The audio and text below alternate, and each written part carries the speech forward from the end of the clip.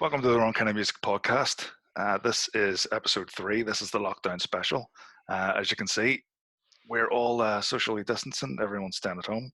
But me and Claire actually live together, but in the interest of simplicity, we're in separate rooms. Joined today by Claire. Also got Phil with us. And we're going to talk about mostly the impact that lockdown's been having due to the coronavirus, and then we've got some other release and stuff that we can talk about. We'll get stuck in. First of all, how you guys doing? Doing good. I'm eating a lot, which is we all are. a problem. Phil? Doing all right. Just not just haven't feel like I haven't left the house, and well, I'm probably because I haven't, but sure. You guys are both working from home, is that right? Yep. Yeah. I mean, that helps actually put in an awful lot of time. I'd hate not to be having something that can occupy me. Like, oh fuck, I'm the opposite. I'm living the furlough life, and I am loving it. I'm absolutely fucking loving it. And I am absolutely loving you living the furlough life because you're like giving me morning coffee, you're making me lunch, I'm getting tea in the afternoon, and like my dinner, and you're cleaning and you're tidying, and I'm quite happy for this to be like, You've got a wee servant now. I really do. Tea and coffee, boy. Right, so I mean, we've all got a load of extra time. So what have we been listening to? Phil, anything new? I think the last couple of weeks there, we've had some huge amount of releases, but like we're talking here, I think I've stuck on that new Malevolence EP, which is pretty tight. I'm not a big Malevolence fan. I don't know. I might be. I think I'm going to become after sort of like I never really gave them the time, but I think now it's like, yeah, you know what? That's just filth. I like that. Yeah, give me more. So there's that, a bit more of that. There's Trivium in there as well. That new release of theirs, I suppose. Draconis released their album as well, which is pretty tight. So like, loads of brand new stuff kicking about there. No shortage of releases. I listened to that Trivium album yesterday or the day before. Yesterday it was. I haven't been listening to too many new releases because I've got this thing in my head that I want to make this 1,000 song playlist of like 1,000 songs I love from like all the time I've been listening to music. So yesterday it was like, right, come on, listen to something new. What news out? And I got the new Trivium album and the new Havoc album, and I kind of listened to the two of them almost like putting them head to head. Which one's better? And I think both of them actually start pretty weak. Like the Trivium one, there's about 4 songs in the middle that are pretty decent. First 3 are a bit wank, the last 3 are a bit wank. And then again, the Havoc album starts off, I don't know, just uninteresting. But then towards the end of the Havoc album, I think is it called V or 5? I don't know. 5, whatever. There's about 4 absolute bangers in a row. One of them's called like Panschism or Panpsychism or something. That is out and out the winner, like, of those 2 albums. And like yourself, the new Malevolence EP, 2 great songs on it. The third one, I'm still a wee bit unsure about. It's no, that third one really grew on me. It's fucking really weird. Like, I don't know where the influences are coming from. To me, there's a bit of like alt metal and new metal, and it's almost ballady-ish. And I know they've got Turn to Stone, which is like their big sort of like slow, almost sort of like hardcore does a ballad thing. But that new song, I don't know about it. It's weird. Don't know. Claire, you been listening to anything new? Like international releases? For a while, the Code Orange album pretty much was on repeat, I think, for a week solid. I just didn't listen to anything but that, and yeah, love it. I actually was listening to I forgot the name of the Forever. No, that's the previous one. Yep, yeah, that's the previous one. And I actually think I prefer the new one now to it, which I didn't see happening. The new album didn't make much sense to me. I couldn't get into it until I watched that live performance. You know, the live show they done in an empty room. Oh yeah. Well, it was right at the start of lockdown. Once I watched that, then going on to the album, it was like, right, all of a sudden this is clicking now. You know, I think that goes with a lot of music. You know, once you see it live, once you see it performed, it makes it so much easier to get into the music afterwards. There's an absolutely spectacular, show that actually. You know, considering there was nobody there, there was Yeah. there was no So we there was no we compromise. sat and watched it with a few beers on a Friday night, and like throughout it, you almost forget that there's no audience there, and then there's points where the camera kind of cuts sideways, and you see just an empty room, and it's absurd, but it's brilliant. I would definitely sit and watch that again. Yeah, no, the album, but you know, as Claire says, like it's one. I think it's probably my favorite album of the year, and there's been Yeah. some massive releases this year already. Like you know, I suppose we're into May now, and Yeah. it's just there's been such top quality stuff coming out. But I think for me, it's that one is just stands at the top. Yeah. I think I agree with you. I think that'd be my release of the year so far as well. Yeah. Okay. Body Count album. I listened to it Oh quite a bit fuck as yes. well. It feels like it was released forever ago, but It does, because I remember standing in Voodoo talking about it, and being out at a gig standing in Voodoo just seems like a fucking pipe dream at the minute, really. oh, We kind of segued quite nicely onto kind of discussion of the month, I guess. The effects and the impacts of um, COVID-19 and lockdown, quarantine, call it what you will. Just before mentioning that, the guys at Metal for Life wanted me to give them a shout out. They are a mental health charity, if you haven't heard of them. They're still working hard through lockdown, and they're doing free support and chat groups. If you're struggling, if you're having any sort of mental problems or anything like that, you can get in contact with them through their Facebook page, or there's an email address you can get them that'll be on their Facebook page. Great guys, doing great work. So check those guys out. Metal for Life. Yeah, good stuff. So yeah, I mean, lockdown. Haven't been in a gig in, I don't know what it is, probably about 2 months now. 50 Um, years. Feels that way, doesn't it? Yeah. I mean, how are you coping without a gig, not going to gigs? I'm missing the social aspect. I really, really am. The whole getting out, seeing mates, having a laugh, watching bands on stage, letting off some steam. And I'm Yeah. drinking so much more now as well, which doesn't help.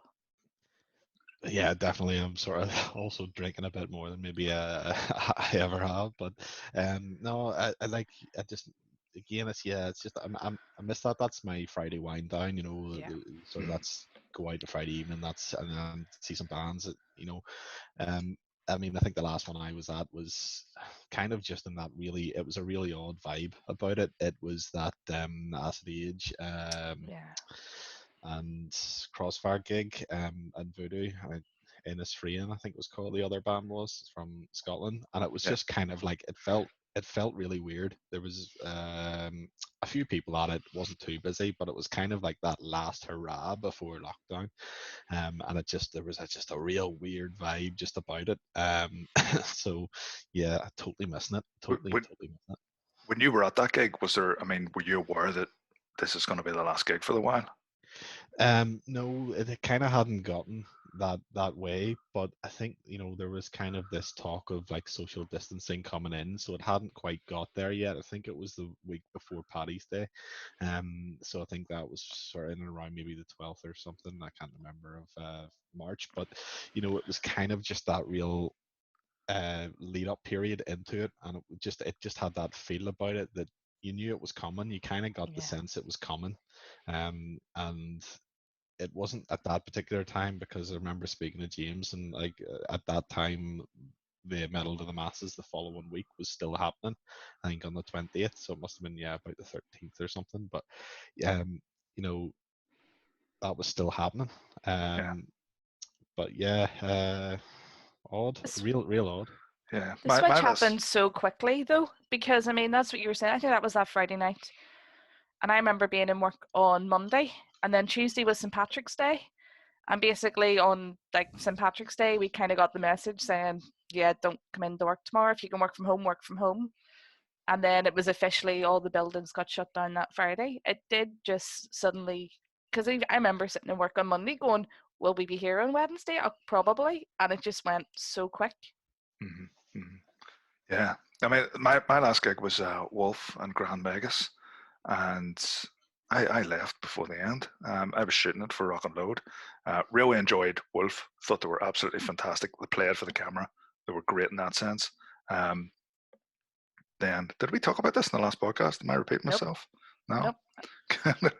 And then Grand Megas came on, shot them first 3 songs, stayed for another few songs, and then it was just like, you know what, I'm gonna call it a night and head home and get these photos edited. In hindsight, like, it's what the fuck were you playing at? I regret not going to that. Both of those gigs, it was like, no, well, yeah, not really feeling it. I'll go to the next one. So my last one was I think the Metal to the Masses the week before, when this was never a possibility. I don't think we were even discussing it at that. yeah, and then after that there was this weird period where gigs were slowly getting cancelled, and I don't know about everyone else, but it just seemed obvious to me that nothing was going to be happening for a long time. Yet loads of people seem to be holding out. I hope this happens. Hope this happens. Hope this one doesn't get cancelled. And now it was kind of like a week at a time. This gig cancelled. This gig cancelled. I mean, we're sitting a month away from what, Rammstein and Maiden playing Belfast, and those gigs are not officially cancelled yet. And I just think that's bizarre. Absolutely bizarre. I know there's reasons for it. I know that they have to wait until maybe the government gives certain advice before they can, actually kill the gig. But I imagine for both of them, what it'll be is they'll announce the whole tour going, hopefully in one go, and Maiden have been announce doing the it. new dates. Maiden have been doing it country by country, sort of like the Spanish dates are cancelled, then a week later the French dates are cancelled and whatnot. I know that Rammstein came out with a statement and said, "Well, can you bear with us and please be patient? We're working on things." But if anyone's still thinking that in a month and a half's time, there's going to be 8 or 10,000 people going to a field together, I mean, it's just no, it won't. It definitely won't.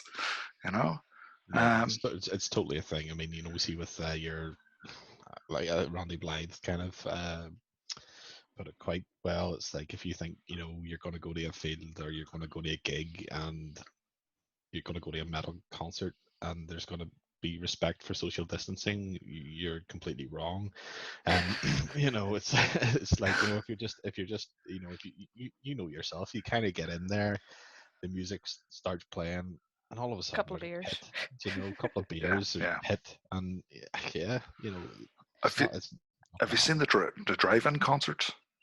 Yeah, fuck that. Yeah, I can't imagine anything with less atmosphere in anything. I think it would just be, no, I could not be fucked with that. I now do want to see a circle pit with social distancing in it, kind of like the lines drawn and sort of the guy. That just I have an image in my head now, and it's amusing. Wall of death, don't get too close. Yeah. It's literally just running at the actual wall. The wall of the wall of social distancing. Fuck. Yeah. So a lot of gigs have been cancelled. A lot of gigs have been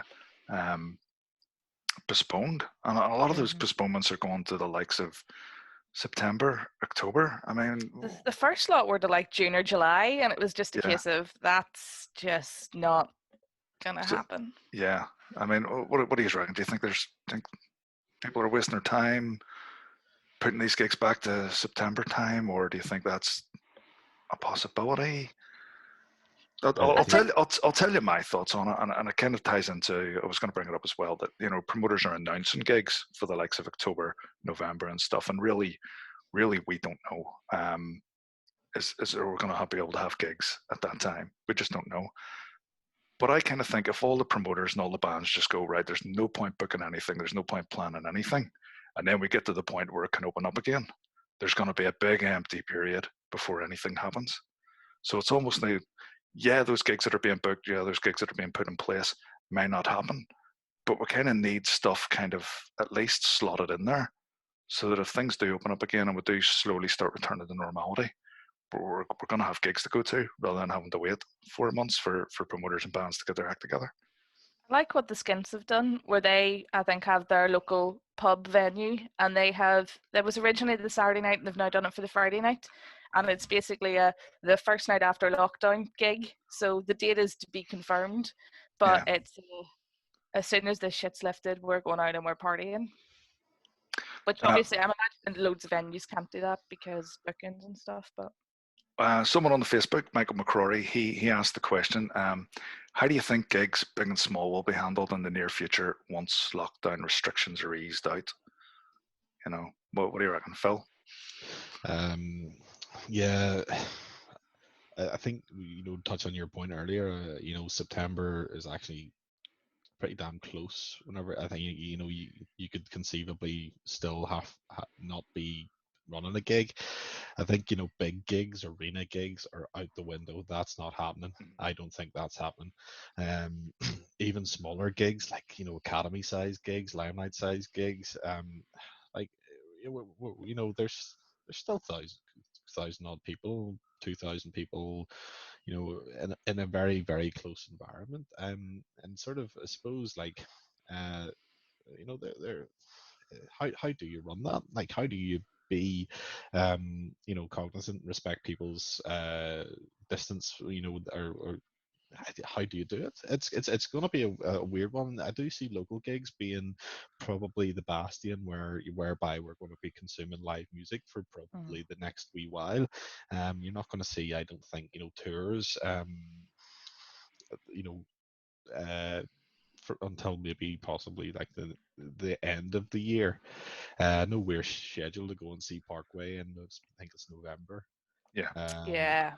And it's like that's an arena gig of what 15,000 people and maybe more. I don't know what the size is there, but like that's a huge amount of people. It's like have we got there yet? Don't know. Yeah, I think the arena gigs are going to be like the last leg. That'll be the end of it. I mean, the way I sort of, if I had to make a prediction, I would assume that there will be like a capacity cap, that as things ease, then that cap will be raised and raised and raised. For example, step one, I mean, I'm talking in terms of music and mass gatherings. You can have up to 200 people in a room, and that might run for a month.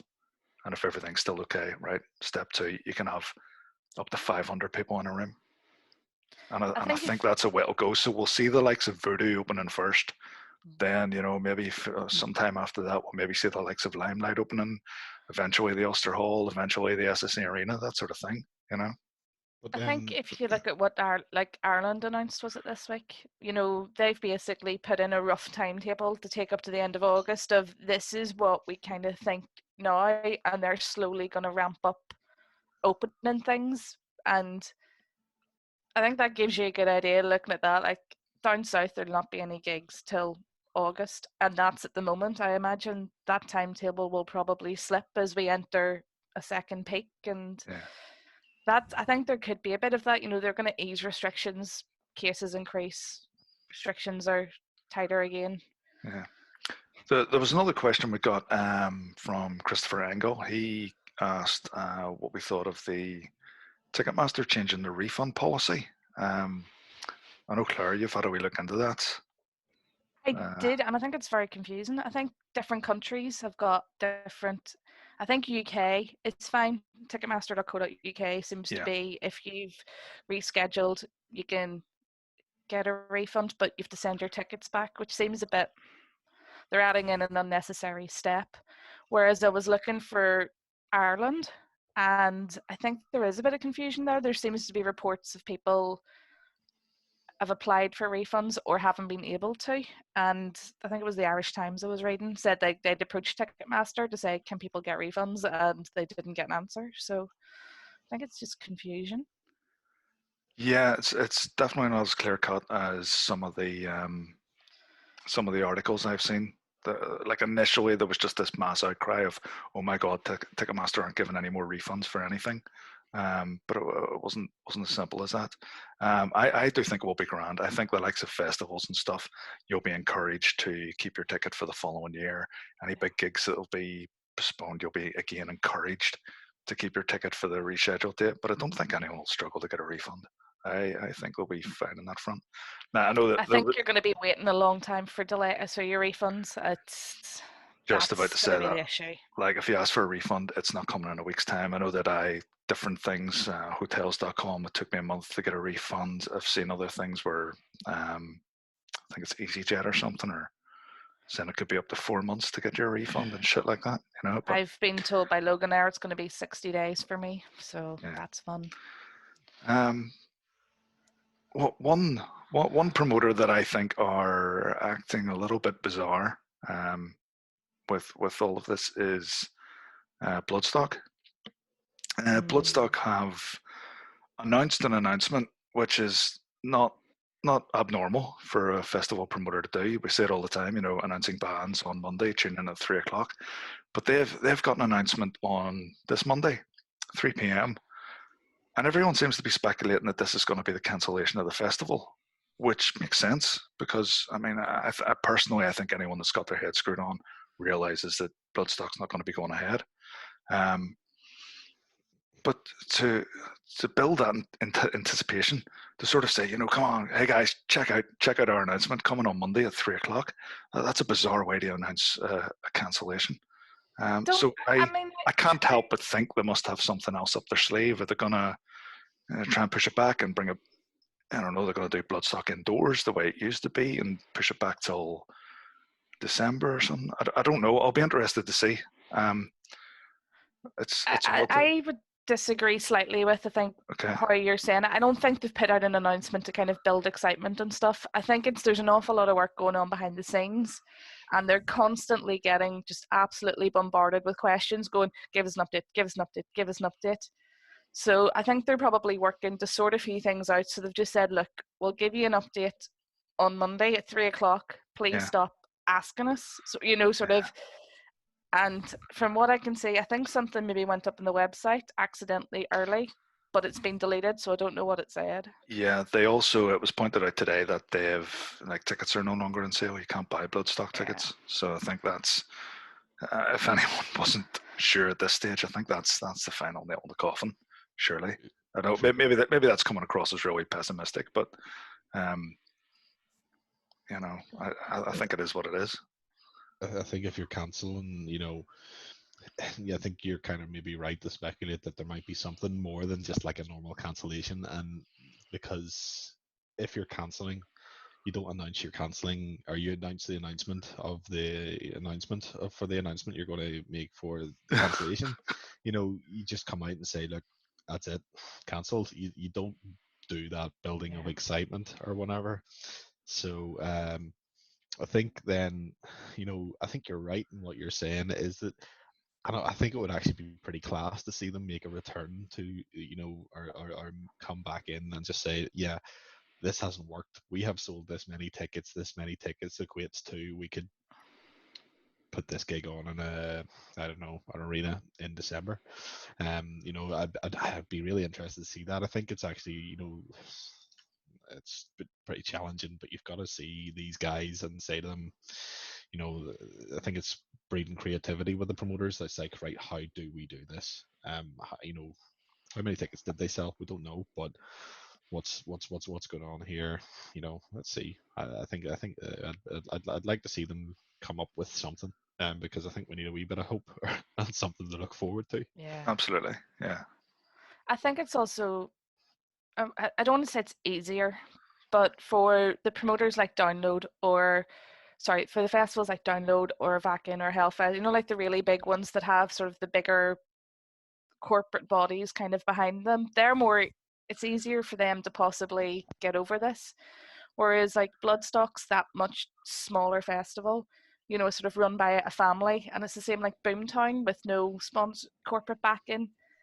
They're the ones that if they've dumped a lot of money into this year already, they're the ones that are going to be much more at risk of this could just absolutely kill them. Yeah.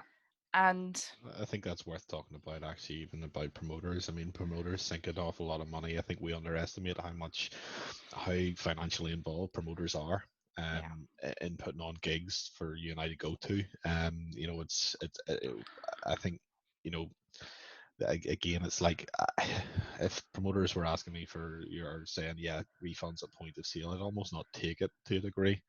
I think that's I would say support your local promoter effectively is what I want to say. If you can, I mean, a lot of people can't, I think. we're lucky. We probably do have a bit more disposable income, so we can take maybe more risks. But Yeah, yeah. I mean, one of the other things is some live music venues have resorted to crowdfunding. For example, well, we all know Voodoo pretty well. Black Box as well. Voodoo are trying to raise £10,000 through crowdfunding, and they have said that whether this is a success or not, or at least this is how I'm reading into it, whether this is a success or not, could mean that whenever we come out of this, there may not be a Voodoo. How do people feel about sort of donating to that sort of thing? Yeah, for me, like that's definitely like Voodoo is kind of the bastion. It's like it's the garrison for the metal scene of Belfast. I think it's a really important venue for us. It sort of is probably just about the right size. And you constantly get good gigs, good staff, good. I have absolutely no problems throwing a few quid in that direction. So I think it is bloody important we have somewhere like that to put on these gigs, because certainly possibly other venues, I could be corrected as being wrong here, but I think Voodoo make it easier financially to put a gig on than certainly others. Whenever I first seen it, I mean, sometimes some people have a sort of a knee-jerk reaction to anything crowdfunding based. And I'll admit, myself included, having been burnt by Altfest in 2014, say no more. But I sat down and I thought about it, and well, one of the things I was thinking was, no one knows how long this lockdown's going to go for. So if they're saying they need 10 grand to get through it. What if we give them the 10 grand and then lockdown goes for 4 months longer than we all expected, and then they need another 10 grand, that sort of thing. And I'm sitting thinking, I don't know about this, I don't know about this. And then I just stopped and thought, hold on a minute, think about all the good nights you've had in there, the amount of bands that you've seen in there. And not just that, with my photography thing, I've been allowed to shoot dozens and dozens of shows in that venue with no problem. And whenever I was doing that documentary that never really came to light, they let me use the venue for documentary use and stuff. And I just thought to myself, don't be a dick about this, man. They've essentially helped me out in many ways. Now they're in a bit of trouble. I think it's only right that it goes the other way, So yeah, I confess I haven't donated anything yet. But I definitely will be. I'll definitely be throwing something Voodoo's way. I think it would I was going to say it'd be a shame, but I don't think that does it justice. I think it'd suck balls if we came out of this and Voodoo was no longer a thing. I think that it would take years for the scene as it is to recover. I think that would just destroy it. I mean, do we want to, whenever you think about like where the scene was, probably 20 years ago now, like what we started playing, and the scene started in the corner of Katie Daly's bar. Effectively, it's like because that's where it could go, but like it's evolved, it's got bigger, and we don't want to go back to the corner of some bar somewhere. Effectively, you don't want you there's a dedicated venue there. You don't want to be going and playing in the corner of I can't even think of any word to sort of like say, right, like go and play in that shoved in that corner. Let's play some bands if you People saying they're sending the McHughes. That's it. We're loving death, I think. Yeah, so yeah, effectively, we don't want to be relegated to the downstairs bar in McHugh's because, quite frankly, no offense to it, but it's shite. It is, yeah. Yeah, I think that pretty much sums up the current shit show that is going on in the world right now. I would suggest we all take a quick break and go and grab top-up beers, and we'll come back and we'll talk about some other. Well, quite frankly, a lot of bands have been hard at work putting out stuff during this period. So we'll come back and we'll talk about what's going on there. Yeah. Yep. Absolutely. Yeah. Okay. I'll see you in a few seconds if you're watching this.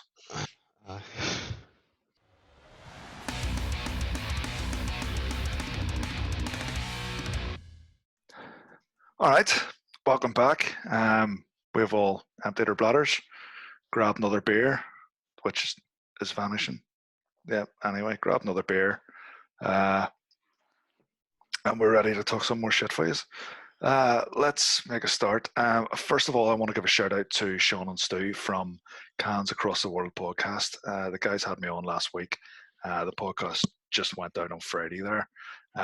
It's good crack. It's good fun. It's a very lighthearted, casual podcast about having beers and just talking about current affairs and stuff. So look those guys up. Check out that podcast. Should have a bit of a giggle. Moving on, let's talk about some things that have went up on the internet recently. First of all, I don't think you guys have caught it, but Jude from Acid Age has written up the first part of a 2-part article about his time with Hellbastard. You haven't seen this now? No. I imagine there's be a lot of drama in that. Not as much as you'd expect, to be honest. But it's interesting. It really, really is interesting. It's quite insightful into how it all came about and sort of some of their experiences on tour and whatnot. I'd recommend going and giving it a read. It is quite good. There's literally one wee line that I thought was a bit fucking hell. Like he has a dig at people who go to Rebellion Festival, which I just thought was a wee bit uncalled for. But apart from that, good article, definitely worth a read. I would say check it out. And another wee thing that's went up is Stranglewire have thrown up a sort of a tour diary video from their time on their US tour.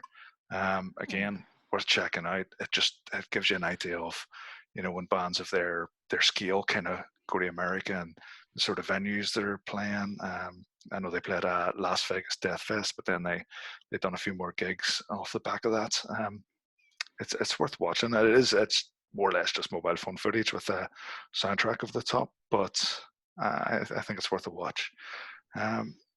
Okay, one other thing I want to talk about is this weekend we would possibly have been at Iron Mountain Metal Festival. It's the festival that Phil was putting on in Leitrim with all local bands in a sort of bit of ground owned by a friend of a friend. Of course, it got cancelled with everything that we've talked about earlier. He is announcing today, I think he's probably announcing just as we're recording this, that the 2021 lineup and dates are announced. So I will stick the flyer somewhere on this screen and you can see what bands are playing that. Some of the local ones that we'd be familiar with would be, we talk about Grey Stag in this podcast, Elder Druid, Oracle, Navney, Snowblind, bunch more. So Tombs as well. Yep. Tombs are on that. Yeah, we know Tombs from the Battle of the Masses Belfast gigs. So fingers crossed that might actually go ahead. Between Grey Stag and Elder Druid, they're probably the two bands that keep raiding my wallet for merch.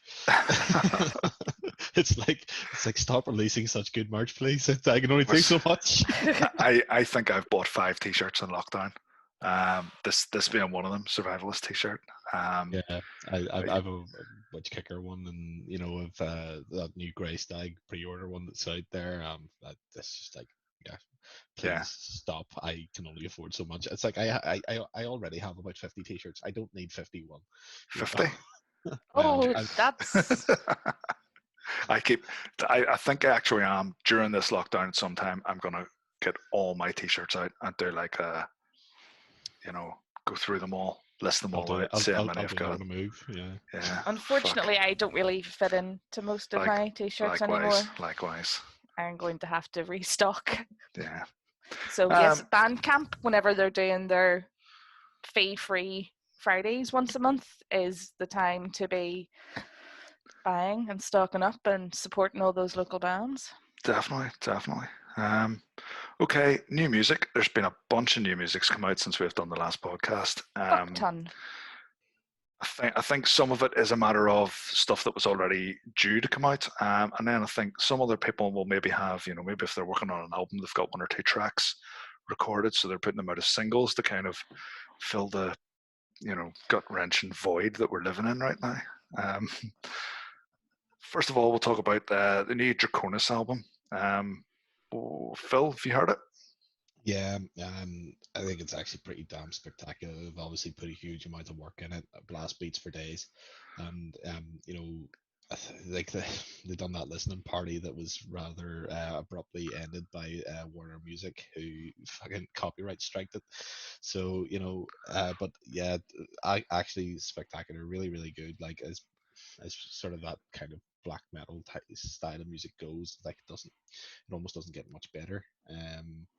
Than that for me, because well, certainly some of the stuff I suppose goes over my head, but the melodies and just what that they've got stuck in there is what probably separates that good black metal from bad black metal. Yeah.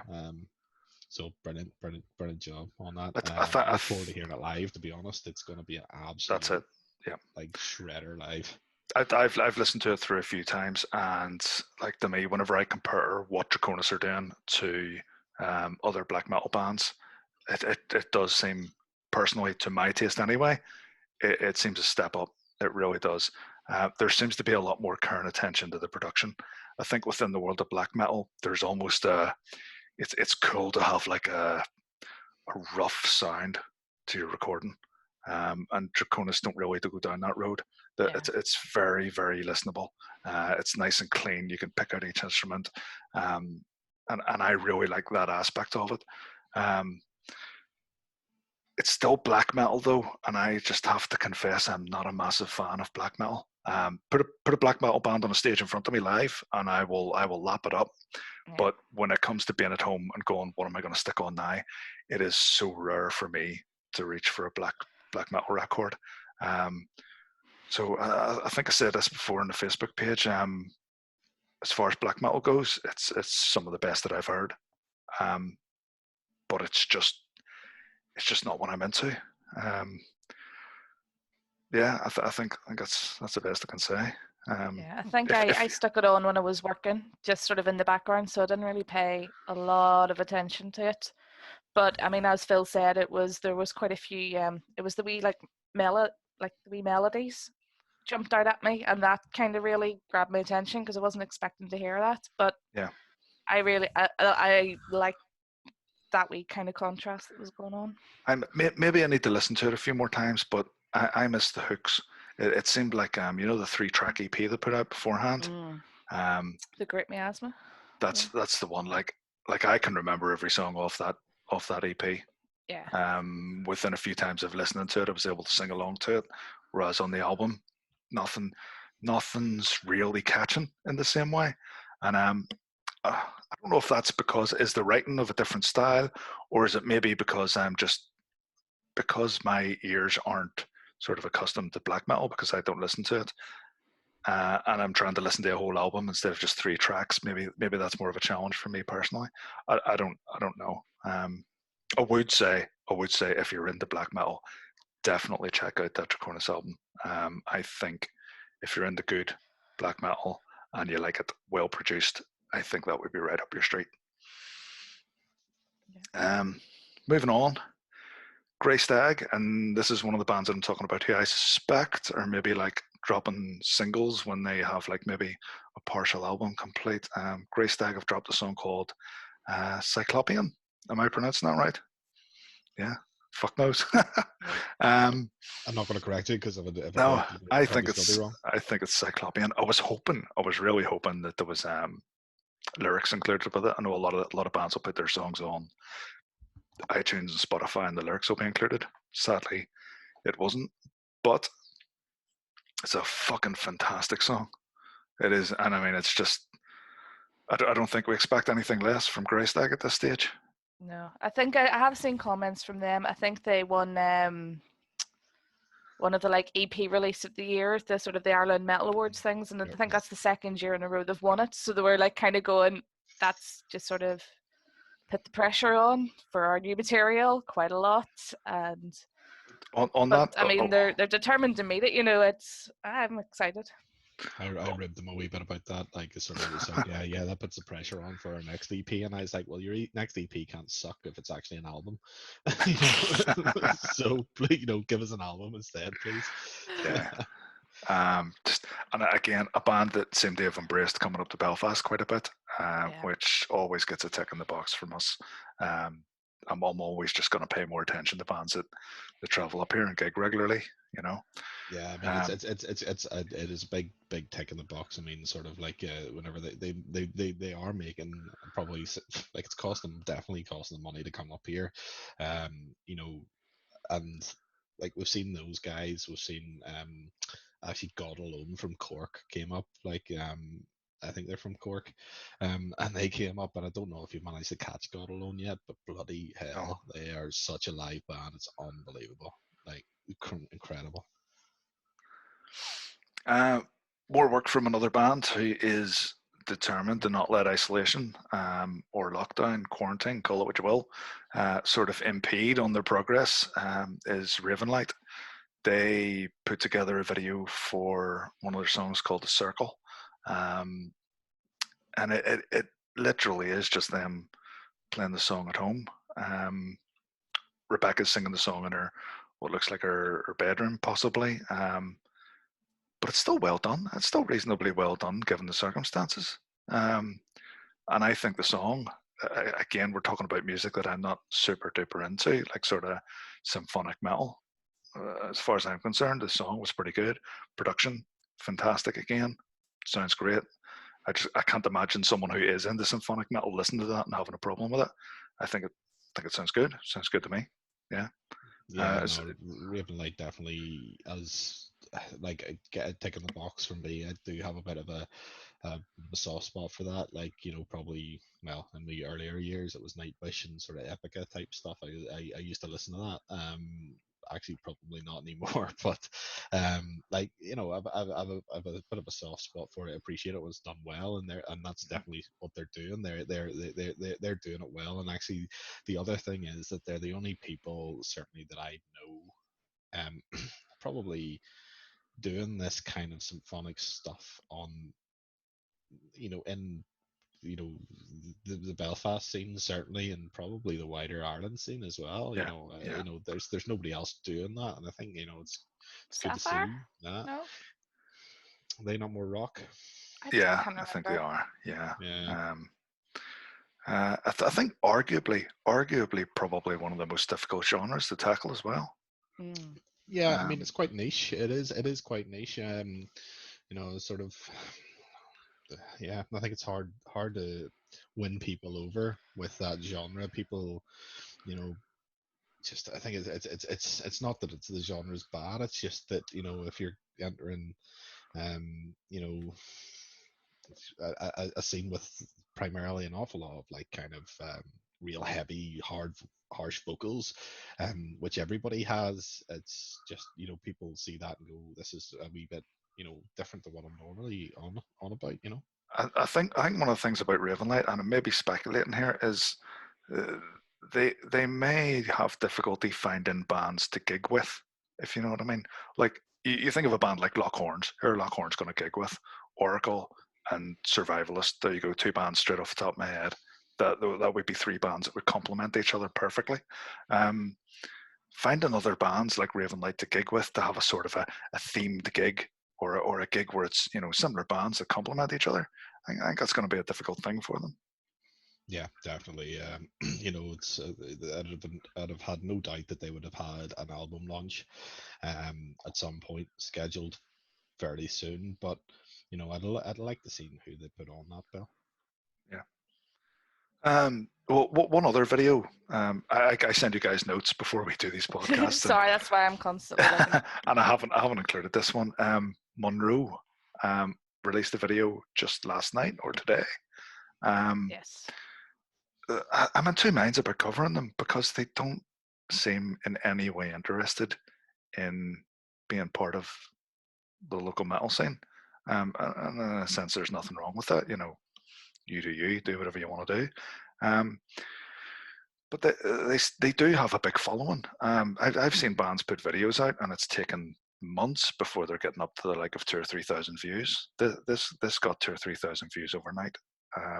So they do have a following. I know that the front man Jake, is it Jake? Isn't it Jake Monroe? Anyway, he's like big time YouTuber now, and he's probably got a lot of his following that way. So I think they've got a bit of a global following. But in terms of being part of our scene and what we cover, I just don't think they want to be a part of it. So I'm kind of in two minds about covering them as a band. Yeah, I think But they if entered Metal to the Masses once or twice, didn't they?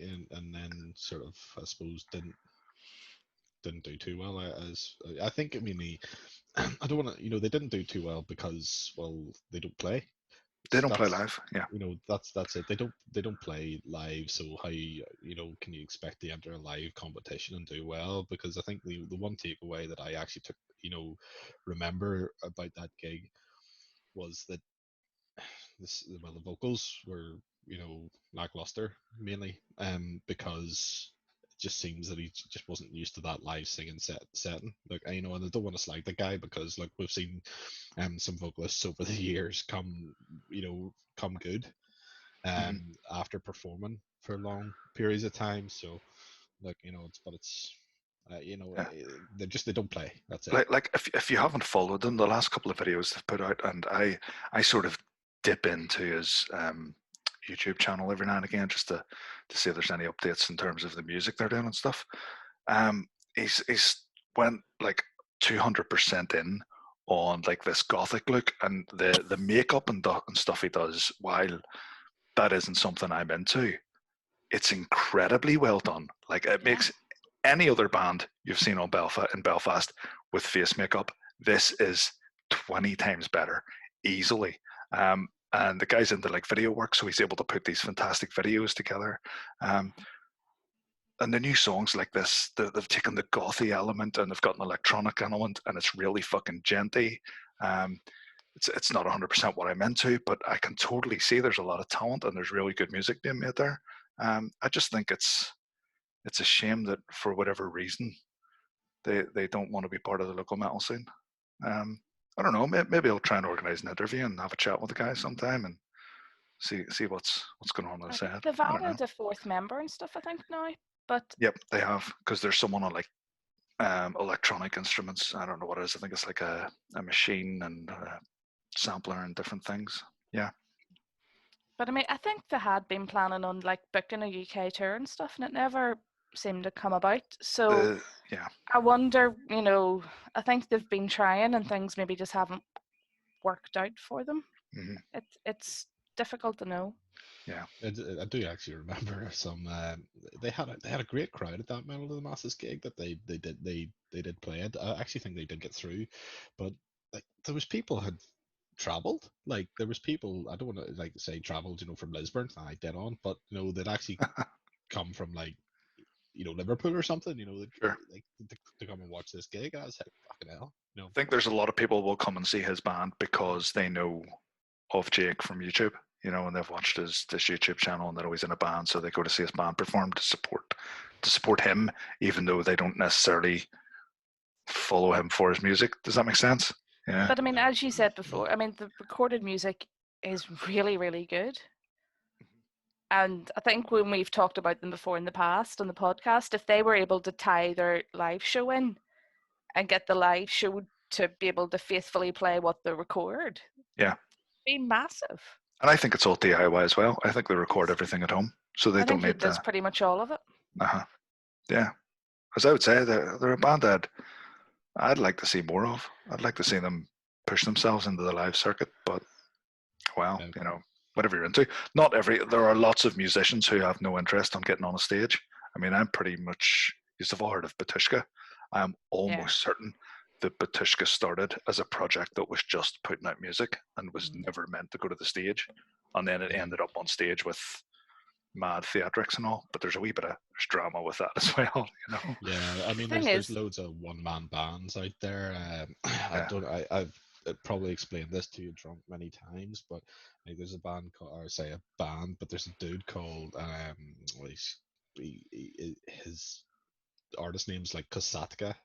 This guy called Madison. He's American fella, single artist, does the drums, the bass, the everything. And suppose if you're into like this kind of post metal, post rock type stuff, like this guy's just killing it. It's all instrumental. It's fantastic. He's a new single out there on Friday. Actually, I just wanted to probably push that because I actually think it was fucking great.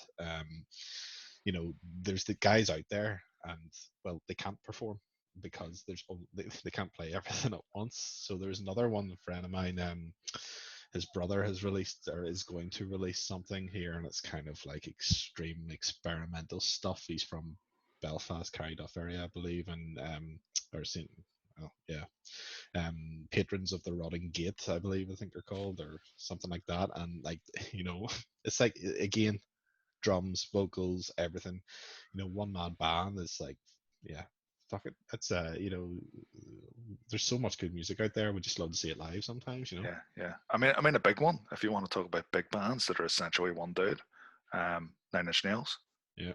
It's essentially just Trent Reznor. And then when he takes it to the stage, he has to get musicians on board to come and be able to play all that together. It's not all based in 4 people in a room making music together. So that was another album that I did listen to, but yeah, I don't know what I was expecting, but it wasn't what I listened. The new Nine Inch Nails. Yeah, You see, it was like a movie soundtrack. It wasn't. I think he's gone down that path with what's his mate? Is it?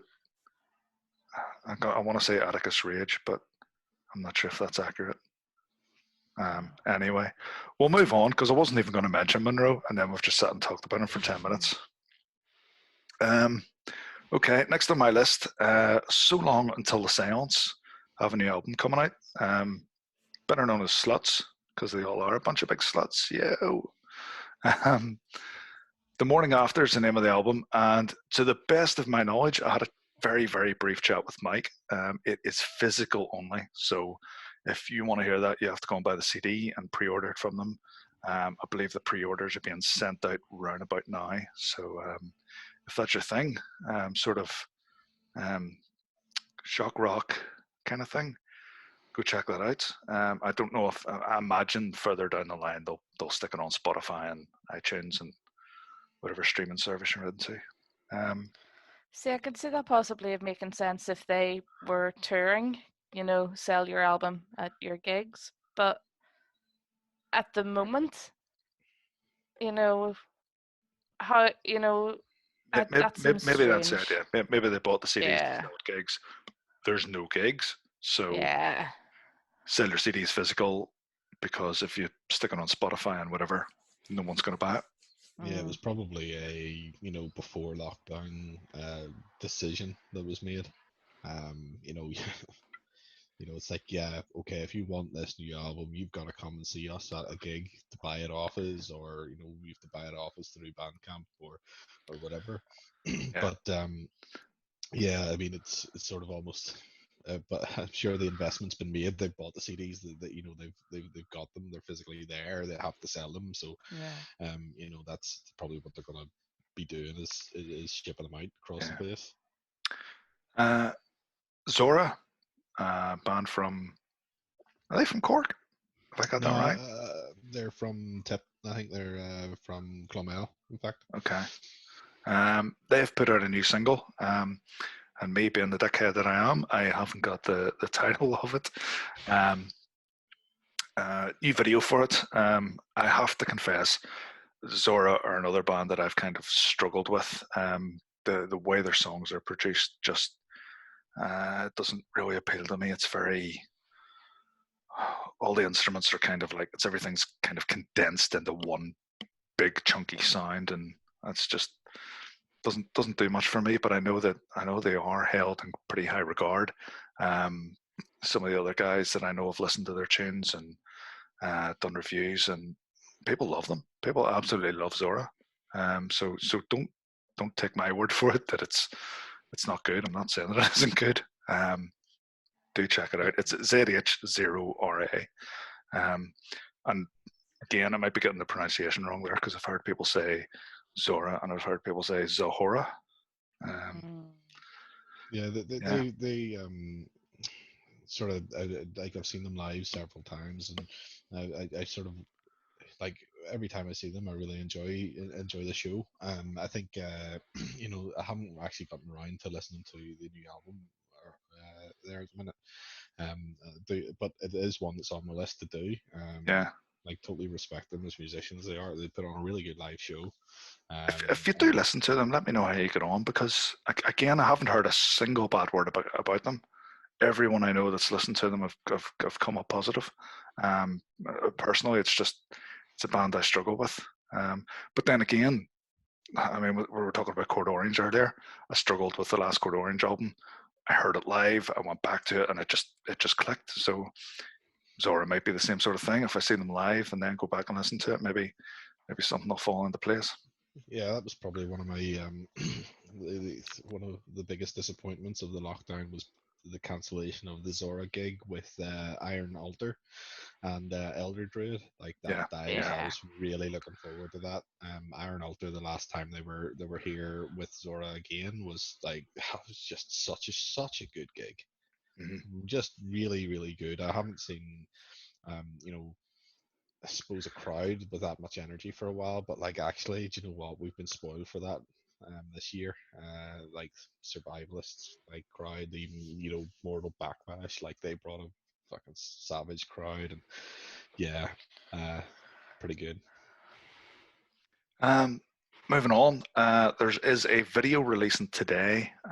Cursed Sun are putting out a video for their song Fallen City, which is off the Vendetta EP, which came out till end of last year, I think. They have created this video during lockdown, but it's just Andy, the front man, and the city of Belfast pretty much fucking empty. Go check that out. It's an interesting video. It's kind of like highlights the challenges of still trying to be creative and still trying to put out material and create videos and make your band be heard during this shit show of a period, as I keep calling it. I'm pretty sure that's going out today, so go look them up on all the usuals: Facebook, YouTube, etc. Burning Metal Ireland. They've released it on their Facebook page. That's right. They're premiering it. Yep. So that's the place to go check it out. Burning Metal Ireland, which is our friend Phil, who runs our Metal Mountain, what we've talked about. Oh really? Yeah. Another video that came out. Takers and Users have a video out for a song called "The Town That Committed Suicide." And I just absolutely had to push that one purely because it was myself that made the video. And I have to admit, I am fucking chuffed to bits. It's a brilliant video. That's a great song. Just to have been part of a band that I really, really, really love. And they've put out all this music and they've put out videos, and I just got to be a wee part of the history of Takers and Users. As cheesy as that may sound, yeah, just fucking over the moon about that. Watch the video. We actually filmed it in about 90 minutes total. It was really good crack. I had a good day with the lads. Hoping to do more videos with them. And I may as well just plug myself, like, if you're in a band and after all this bollocks is over, if you want music videos for almost next to nothing, give me a shout and we'll try and create something. Anyone else watch that video? Well, Claire, you obviously have. You just commented. Phil? Yeah, no, I did. I'm not actually familiar with Takers and Users, but I suppose I watched it because you put it out, you shared it, and I'm not familiar with Takers and Users, but like yeah, I can see why they're totally up your street as a band. But yeah, no, it was good, well shot videos. Like I think they look like they're having a good time, Yeah. and it's, I suppose that's, you can imagine that's just kind of what you see live is there's bits towards the video at the end of the video where like they get all their mates in and stuff, and that wasn't planned. That was just winged on the day, and the day I was like, right, come on, everyone get the fuck behind the band and we'll film everyone bouncing about. I mean, it's punk. You're meant to get your mates up on stage. That's exactly. The whole point. Well, one thing that sort of killed me about making that video was it uses some old stock video footage. So in order to match that, I had to like downgrade the quality of the video that I shot, and it kind of, you know when you buy something really fancy and new and it's capable of making really, really, really sharp footage, but sharp doesn't work for this, and you have to kind of downgrade it. Kind of broke my heart, but it was the right thing to do for the video, so we went with it. I mean, like, you know, if you're going to be proper punk, you've got to film it through a sock. So, you know. I'll keep that one in mind next time. Okay, Enshroud. There's 3 songs Yes. by a band called Enshroud on YouTube and nowhere else, as far as I'm aware. They're just on YouTube. The guys contacted me and asked me to bring it up on the podcast and have a wee chat about the music. We'll talk about the music first, and then we'll talk about the band.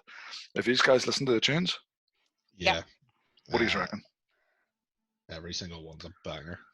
I loved Bound in the Sacrifice. That one was, there's the opening riff, and then there's the heavy vocals, and then it gets to the cleaner vocals, and I had a mild panic because it just sort of reminded me of all those metalcore songs that I've listened to, which have the really heavy vocals, and then it switches to the awful clean stuff, and it's ruined. But this isn't. The clean vocals are clean but heavy, and yeah, that one, Bound in Sacrifice, was my favorite of the 3. The way you're talking about those vocals, like my go-to example for that is always Jesse Leach from Killswitch. It's okay to, you can do clean vocals without sounding like a 16-year-old girl. You know what I mean? And that's the trap that a lot of metalcore bands fall into. Stylistically, there's definitely metalcore in there. Yeah. But I think there's a lot more. Like, I think there's influences from fucking all everywhere. over the place. Yeah. And like yourself, I really, really like it. I've listened to the 3 songs through maybe 3 times each. And the highlight for me is, I can't actually remember the name of the track. I'm trying to look it up right now. Open Vein. Open Vein is the one that I thought, I mean, it's the heaviest. So clearly that's the one I'm going to go for. Yeah, I thought it was a banger of a track, and it just pulls influences from everywhere. As I say, there's a wee bit of metal. Well, there's a lot of metalcore, but there's a bit of death metal. There's a wee bit of thrashy sounds to it. Vocals are fantastic. Production on it's good. Again, I like a song where you can pick out every instrument. You can hear everything in it, but it's not overproduced. Like we talked about that new Trivium album earlier. I mean, it is clearly overproduced. It is so clean that it loses any sense of aggression. There's still loads of balls in that Open Vein song, and the other 2 tracks. And Shroud, yeah, busting to see them live. I want to hear more from them. Well, you know, first of all, it's like, yeah, we're busting to see them live, but we're actually, who the fuck's in it? You know? That's the second part of the story. Who are they? Yeah, I mean, you know, there's probably a few people that do know, and I asked them and they wouldn't tell me. So no, look, but you know, realistically speaking, what I think it's another one of those. It's just the latest in the amount of bands that are bloody coming out now, because we've got, you know, we were like, when is it going to stop? When are we going to, like, you know, run out of talent? You know, and then it's just like, okay, all of a sudden we've got Survivalist. We're like, holy fuck, these guys are incredible. Let's you know, and they perform live. Similarly, like, you know, it's they're just so good. You know, and then it's like, right, okay, let's add Enshroud into there as well. It's like, well, this is another absolutely top quality band that have just come out of nowhere. You know, suppose, you know, if they're, you know, people that have been about the scene, but, you know, previously, but there's and I know of maybe 1 or 2 other bands that are waiting in the wings that haven't released anything yet, but they've got, given the pedigree of people that's in it, it's like, you know, they're going to be good. So, you know, I don't know. We're absolutely killing it, and at the minute, and Enshroud's just the latest band to prove that, you know, we're an absolute hotbed for great metal at the moment. Yeah. Well, one of the things I'm curious about is how do they take this forward in the sense of they're going for this. The words just completely lost me. You know, the fact that no one knows who they are. Anonymity. Anonymity is exactly the Yeah. word I'm looking for. Thank you, Phil. I'm only 2 beers deep and I'm forgetting words already. Um, That's age. that is age. Yeah, 2 beers deep, but fucking 40 years deep. How long do they keep this up for? If they take to the stage, are they going to wear masks? Are they going to put like a slip knot on us? Are they going to try and maybe Ghost's a better example, with no one knows who we are sort of thing. But then how do you book gigs? How do you attend gigs? It's such a Especially I'd different love to see thing. it. Trying to keep that anonymity within like a small scene is a whole different story, I think. I'd love to see somebody attempt it, to be honest. Yeah, it'd be great Just crack. a paper bag. And Yeah. I mean, there's I can't even hazard a guess who it is, but I can make a pretty good stab at who it isn't. Because there's people I know that just cannot hold their fucking waist. You know what I mean? If they were doing this, they would be fucking messaging me, we're doing blah, blah, blah, blah. You know what I mean? We're talking about anybody in particular here? Fuck yeah, I'm a T, but I'm just not going to name names. They know who they are. Yeah. All right. So yeah, I can't wait. It's exciting and it's interesting. I don't know if you remember this. There was a band at Download one year that done something similar, and they got a load of.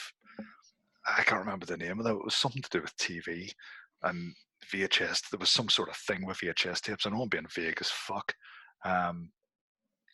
But they done this thing where it was kind of like a super group, but no one knew who was in the band, and there was talk that it might be Corey Taylor and stuff like that. And I just love stuff like that. The wee mystery, and everyone kind of wondering what's going on here. Who is this? And the rumors and all that sort of shit.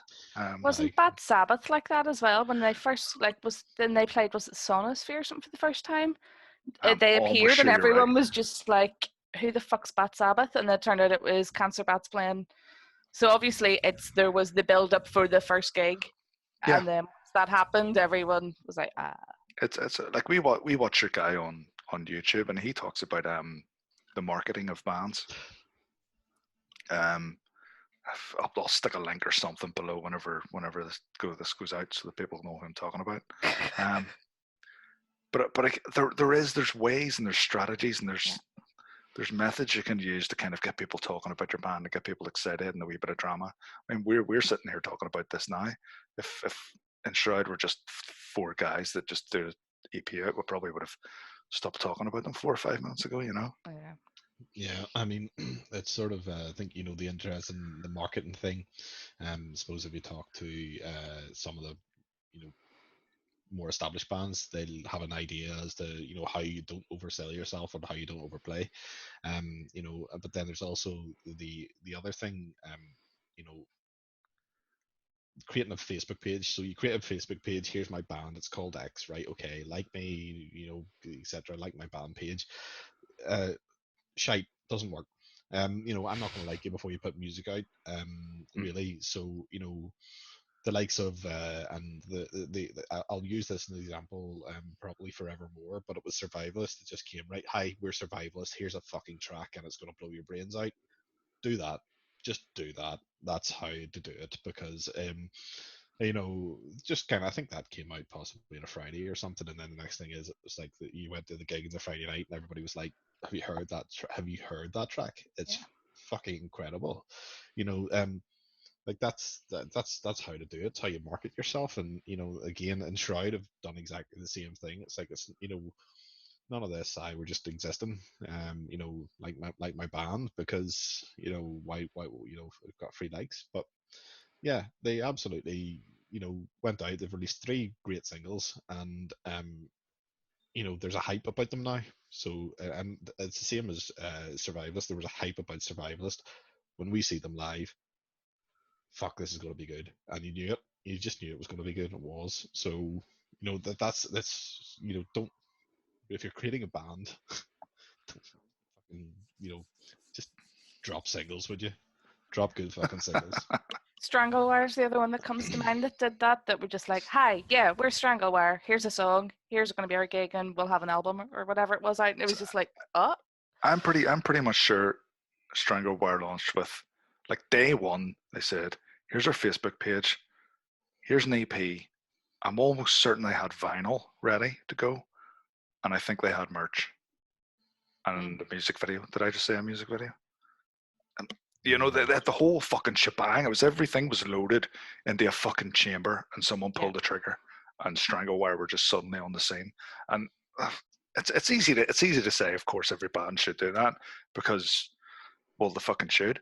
But these guys have been in bands a bunch of times. Whenever you're fucking 17 or 18 and you're getting your first band, of course you want to get that Facebook page up and get those likes coming in and tell everyone, hey, we're in a band, But you're right. If you want to do it right, you want to do it seriously, fucking get all that shit loaded up into a catapult and fire it at one go, But we've talked about that 100 times, Yeah. Last band to talk about, and we talked about on the last podcast, haven't seen them live for the first time, is Witch Kicker. They have been dropping singles. 3 singles, I think. Is it 3 songs or 4? Three songs. Be Nothing, Sick and Tired, Nature, Nurture, and Resent. Or Resent. You can clearly lead the way on this one then, Claire, because you're up to scratch on Witch Kicker. Both. I have it written down here, that's why. No, I mean, after we'd seen them, we were all very impressed, and we'd said we want music because they had nothing out at that stage. Yep. So it was I started getting a bit nervous, like, did I like them at the gig because it was like new band and stuff? But no, the 3 singles all absolutely stand up, and I've listened to them many, many, many times. And I think, like, first time I thought Nature, Nurture, or Resent was my favourite, but then I was listening to them all earlier, and it was like, nope, I like all of them. They're all good. Mm-hmm. And they're all like slightly different and stuff, which we knew from seeing them live. No, yeah, definitely think that there's 3 quality singles. Actually, I have a T-shirt there. I was like, yeah, T-shirt need it, but no, they're quality singles, and there's absolutely lots to love in there. Great guitar work. Some wee riffs are just just tasty licks everywhere. And there's just so much to like about it. So I really I think they were due to play. I think it was Rage Fest. No, Cuckoo. They were actually meant to play at the end of March there, and I probably went, and the only reason I probably went would have been because Witch Kicker were playing. Yeah. But like it's it's not the last time we're going to see them up here, so yeah, absolutely, big love for them, to be honest. Yeah. The Nature Nurture Resent song, to me, that's the song that just sort of hooked me. I think that was the first one they put out, and there's a line in it. I think it's so fucking fake it's almost real or something, and I just that lyric is fucking brilliant. And then I was thinking about it. I was like, yeah, I bet that's been used before. I bet it's lifted from somewhere. And I went and I googled the absolute fuck out of it to try and find the source of it, and haven't found it anywhere. Like, it is just, they wrote that is their line. Yeah, I think it's fucking brilliant. Like, it just the way sometimes you listen to a song and there's just a lyric that just hits you, it just stands out. That's the one. Like, and I think, are they the most original band on the planet? No, but they are proof that you don't need to be. Sometimes if you write music because you love music and you're passionate about it and you just want to write really good music, you can fucking do it. Like, and you can be fucking great just off the back of that. You don't need to be breaking new grounds. There's not a lot. Yes, I felt. They're sorry to cut across you, but I think that whenever you do listen to the lyrics that Witch Kicker are putting out, they're like they're great lyrics, because I think there's I think this sort of this there. What am I trying to say here? I think it's like their lyrics that are important to Yeah. to probably the more wide society, and I think it's sort of like there's this I can't remember the specific lyrics, but there was one that's like, I don't want equality or something. I can't remember. Oh shit! What is it? Yeah, I don't want but equality. I want. Yeah. which I think is, like that's it's important in music. I Respect, think, was it? I think that's it. I don't want equality. I want respect, or something like that. And I think it's it's kind of like along the lines of Svalbard, if you're familiar with them. It's I think it's important music to be made, especially whenever you're. I think it's females in the male dominated metal scene. Sure. Not to probably yeah, whatever, but yeah, that's probably my take on it. I I mean, think. I think Go ahead. sorry, I think Phil's right. I mean, I don't ever want to focus on it, but I hate there's the one phrase that really upset me is female fronted band, where Yeah. it's fuck all to do with the music, it's just female fronted. But the fact is, as you're right, like in the lyrics they're singing about, like I am not your future wife, and it's sort of their songs are kind of covering that kind of like feminism and stuff. So you can't talk about Witch Kicker and not talk about them being female. Yeah. But it's not like it, and I think it's needed. Like a scene needs diversity. It needs bands doing all different shit, and there is no one else doing what Witch Kicker is doing. And the scene is stronger for having them on stage kicking ass and Yeah. stuff.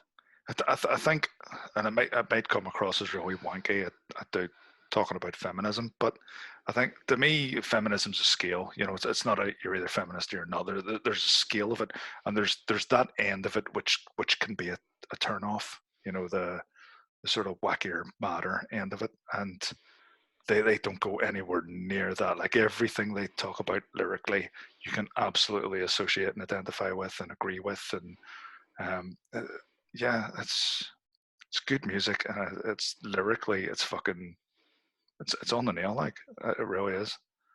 I had seen the comment that Mo had someone said here at one of the last gigs of, you play that guitar well for a girl. Fuck off. God, that man. I hope that's just like, I'd have, yeah, shove that guitar somewhere. Like,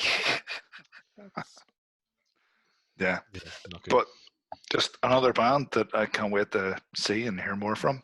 I think they're fantastic. Yeah. I think that's I think there's pretty one much wee thing we've everything then. forgotten actually on Oh our shit. list.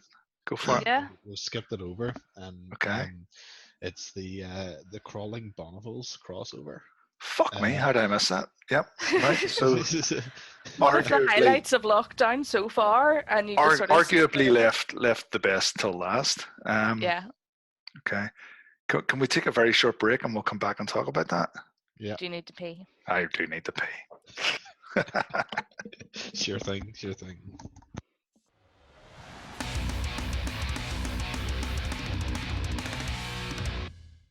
Okay, that's us back again. And we have one last thing to talk about before we wrap this up. I have completely lost track of time, so I don't know how deep in we are. The intention was to keep this to an hour. We're probably closer to an hour and a half at this stage. Anyway, there was recently a collaboration between two bands that you would never, ever expect to collaborate. I wouldn't say collaboration. I would call it a collaboration. I mean, sorry, I'll not interrupt you. It's kind of like a remix, but we don't really get remixes within the rock and metal world, so I'm calling it a collab. But it was what they were aiming for. Like they put the drum track out for that reason. Sure. Sorry, yeah. I'm being awkward. I'll be quiet. Yeah. So the Bonnevilles and Crawling, basically a death metal band, and I'm not even sure how you would describe the Bonnevilles, like a sort of bluesy rock band. Mm. Yeah. Yeah. They've got a song called "I Don't Like Whiskey," and from my understanding of it, they put up the drum track with the intention of getting a bunch of guitarists to cover a little part of it or all of it, and then they chop it up and have like this video of a load of different guitarists playing their song. Andy from the Crawling took the concept and fucking ran with it and done an entire music video in his I don't want to say bedroom, his little loft studio area. Yeah. And basically give it like a fucking death metal kick up the ass. And Well, I'll hold firm on what I think of that. What do you guys think of it? Outstanding. It's one It's of the crap. highlights of the fucking lockdown. It's possibly made the whole thing worthwhile. The fact that we now have this in our life. It's Yeah, it's a great job. It's like, yeah, I kind of want to go, right, fuck it, let's see it live. I'm right. That's I'm right. but yeah, it's it was one of those things. It's like a wee unexpected absolute gem. Just there. I think obviously sort of the lockdown's inspiring creativity from everyone. An awful lot of people are having that extra bit of time and using it. Especially people that actually have talent and can play things, unlike myself. Yeah.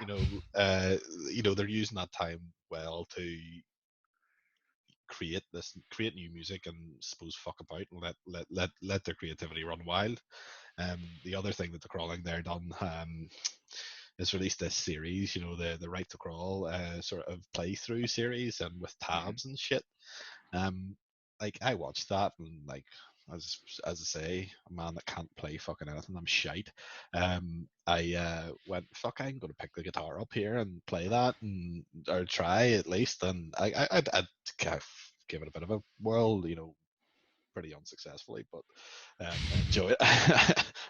I enjoyed it. Like it's yeah. I think an awful lot of people have appreciated that, and I think I've seen there was at least I think they shared one guy who actually re-recorded the whole thing himself, done the drums, done the bass, and done Seen that. the guitars himself. So, you know, there's this, people obviously really like that, and it's like I suppose actually there's Elder Druid there released a lyric video for Golgotha, didn't they, as well? They did. I actually contacted them a couple of weeks before that, asking, because I'm a big one for lyrics and for singing along to songs, and I'd been listening to Golgotha flat out. I think when did that come out? January, was it? January. I Well, think I'm going to go back. it was just before. If it was this year, then I'm going to go back on what I said earlier and say that Golgotha is actually my album of the year so far. I prefer that to the Code Orange album. But I digress.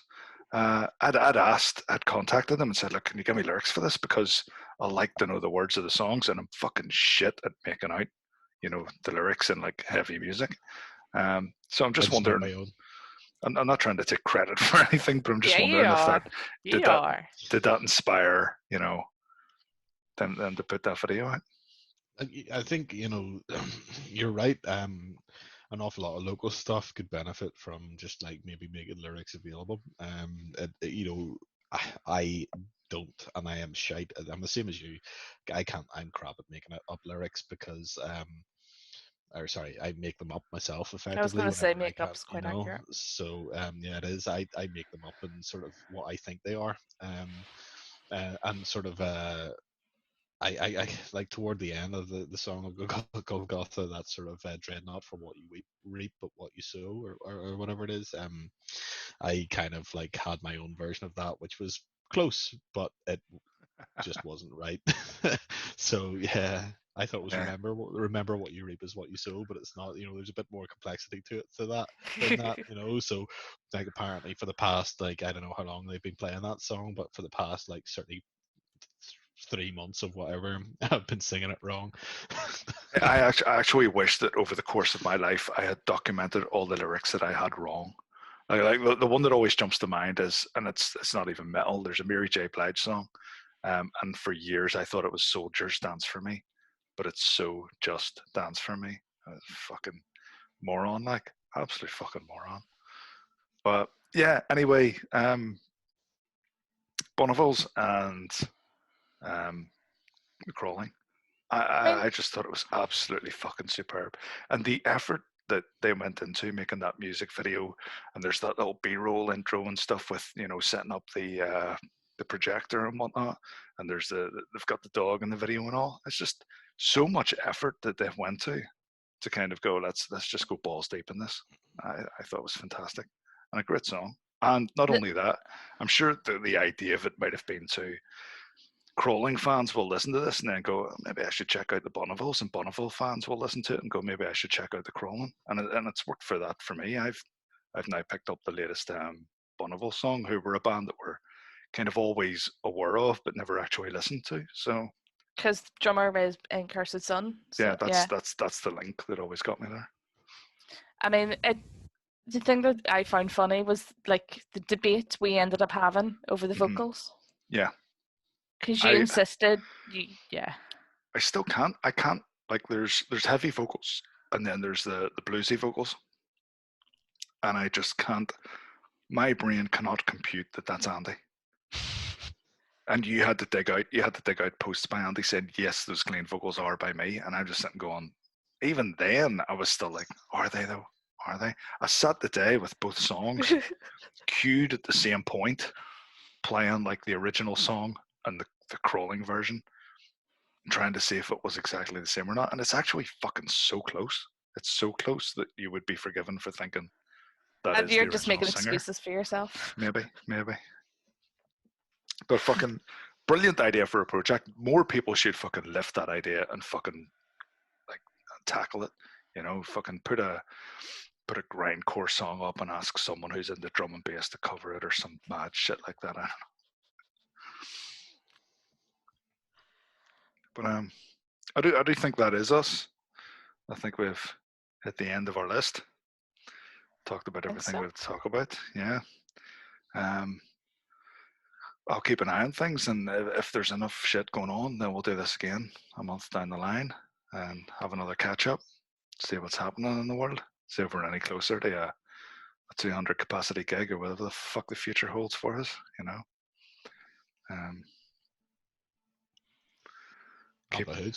Up a hoods indeed, yeah.